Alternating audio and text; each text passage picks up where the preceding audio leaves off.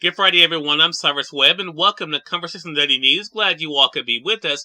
Well, we made it to the end of another week, the last week of 2022, and can you believe the last broadcast of Conversations Daily News of the year as well. I want to first of all say thank you all so much for your support of this broadcast over the past years. It really means a lot that you guys have taken to us, shared it with your family and friends, and we look forward to great things happening in 2023. But of course, you have your news headlines coming up on this Friday, a message from my book, Words That Choose to Live By, and then today's Entertainment Spotlight, you're part of my conversation with best-selling author Kaira Rouda discussing her year and her new book, The Widow. Enjoy today's broadcast. For Conversation Daily News, I'm Cyrus Webb with their Friday headlines. In international news, Pelé, Brazil's mighty king of beautiful game, has died.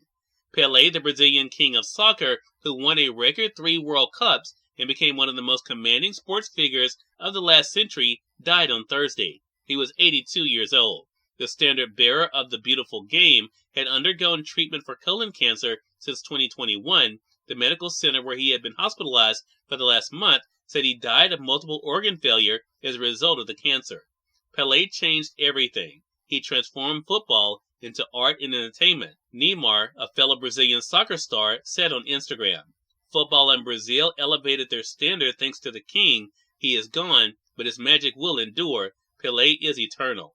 Widely regarded as one of soccer's greatest players, Pelé spent nearly 2 decades enchanting fans and dazzling opponents as the game's most prolific scorer with Brazilian club Santos and the Brazil national team. His grace, athleticism, and mesmerizing moves transfixed players and fans. He orchestrated a fast, fluid style that revolutionized the sport, a samba-like flair that personified his country's elegance on the field. In national news, death toll climbs as blizzard battered Buffalo area digs out. Roads reopened Thursday and storm besieged Buffalo as authorities continued searching for people who may have died or are stuck and suffering after last week's blizzard. The driving ban in New York's second most populous city was lifted just after midnight on Thursday, Mayor Byron Brown announced. At least 40 deaths in western New York, most of them in Buffalo, have been reported from the blizzard that raged across much of the country, with Buffalo in its crosshairs on Friday and Saturday last week. Significant progress has been made on snow removal, Brown said at a news conference late Wednesday. Suburban roads, major highways, and Buffalo Niagara International Airport had already reopened. Still, Brown urged residents not to drive if they didn't have to. The National Guard was going door to door to check on people who lost power, and authorities faced the possibilities of finding more victims as snow melted amid increasingly mild weather. Buffalo police and officers from other law enforcement agencies also searched for victims, sometimes using officers' personal snowmobiles, trucks, and other equipment. In more national news, world population projected at 7.9 billion on New Year's Day. The world population is projected to be 7.9 billion people on New Year's Day 2023, with 73.7 million people added since New Year's Day 2022, the U.S. Census Bureau said on Thursday. That marks a 0.9% increase in the world population over the past year. During January 2023, 4.3 births and 2 deaths are expected worldwide every second, the Census Bureau said. The U.S. population on New Year's Day 2023 is projected to be 334 million people, with 1.5 million people added since New Year's Day 2022, or an increase of just under 0.5%.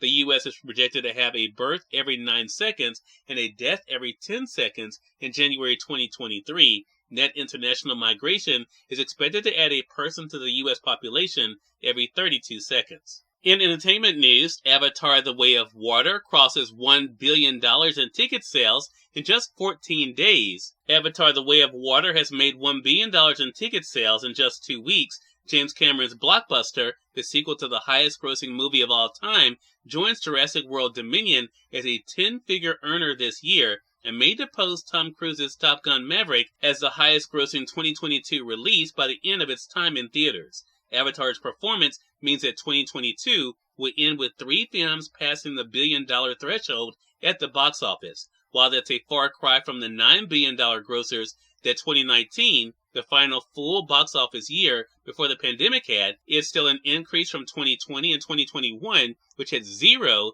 and 1 movie earning $1 billion respectively. And finally, in business news, stocks rallied to higher close as job market remains strong. A relatively light day of trading on Wall Street ended Thursday with a broad rally for stocks as investors welcome new jobless benefits data that shows the labor market remains strong. The S&P 500 rose 1.7%, with roughly 95% of stocks within the benchmark index closing higher. The gains more than made up for the index's losses the previous 2 days, the latest oscillation in what has been a volatile holiday-shortened week for stocks. The Dow Jones Industrial Average rose 1%, and the Nasdaq Composite gained 2.6%. Technology stocks, which were down 29% this year, powered much of the rally. Apple and Microsoft each rose 2.8%. Cyrus Webb, Conversations Daily News. It's now time for a message from my book, Words I Choose to Live By. Enjoy. Good Friday, everyone. I'm Cyrus Webb, and welcome to Words I Choose to Live By. Today, instead of focusing on what you don't have or who you are not, embrace and celebrate all that you have been given and all that you are. You have before you a wonderful opportunity called life, but you know what? It's up to you to live it. Have an amazing Friday and enjoy your weekend and the beginning of 2023. We are part of my conversation coming up with best-selling author Kaira Rouda in today's Entertainment Spotlight. Stay with us. You're listening to Conversation Daily News. For Conversation Daily News, I'm Cyrus Webb with the Entertainment Spotlight. Best-selling author Kaira Rouda joined me on Conversations Live, the radio show, to talk about her literary journey and new book, The Widow. Here's a bit of our conversation. Kaira, thank you so much again for the time. Really appreciate it. Thank you so much for having me. It's great to hear your voice again. Well, same here. I tell you, this book is so good, and there's so many different layers to it, and we're going to get into that for sure. But I want to talk about this experience for you, Kaira. You have been able to consistently give readers books that they can't get enough of. What has it been like for you to hear about readers enjoying your books as much as you enjoy writing them? Yeah, it's the best feeling. It really is. I just had a book event at a bookstore locally yesterday, and one of the people who came had already read the book, and she's like, I couldn't put it down. I stayed up all night. I'm like, see, that's the best compliment. I love it. Right. And I love the fact, too, and I'm going to get more into, how you're able to come out of it, because especially a story like The Widow, and again, I'm going to talk around it for those who have not had a chance yet to pick up their copy, Kaira, so I won't spoil anything for them, but what I thought about in reading this book is how you really seem to immerse yourselves in the main character, not only, of course, with Jody, but also with Mimi as well, which we'll talk more about her. What was that like for you to kind of do this dance with the two of them and telling the story? I guess that's kind of evolved into my writing style. Is I really am the first person. I am the protagonist as I'm writing, so I'm inside their heads and inside their lives. So it's a really fun process. I know it sounds kind of weird, but for me as the author, it's really, really fun. And so each of my characters hopefully have a pretty unique worldview and a point of view. So it's really fun to just embody them for a story, and then then let them go back to not being in my head anymore. Cyrus Webb, Conversations Daily News. We thank you all for tuning into this edition of Conversation Daily News. We'll be back on Mondays, more news, message from my book, Words I Choose to Live By, and of course, your Entertainment Spotlight.